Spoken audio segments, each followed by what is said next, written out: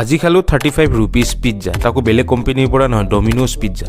first আপোনালোকে কি কৰিব ডমিনোজ এপটো প্লে ষ্টৰৰ পৰা ইনষ্টল কৰি ল'ব তাৰ পিছত তাত ৰেজিষ্টাৰ কৰিব এটা নতুন নাম্বাৰে যিটো নাম্বাৰ মানে আগতে কোনো জনে ধৰিলক ডমিনোজ এপত ইউজ কৰা নাই তেনেকুৱা নাম্বাৰ এটাৰে ৰেজিষ্টাৰ কৰি ল'ব তাৰ পিছত এপটো ওপেন কৰি আপোনালোকে মেনু অপচনটোত যাব মানে মেনু থাকে ন মেনু অপচনত যায় পিজ্জা মেনিয়া অপচনটোত যাব অপচনটোত যায় তাতে আপোনাৰ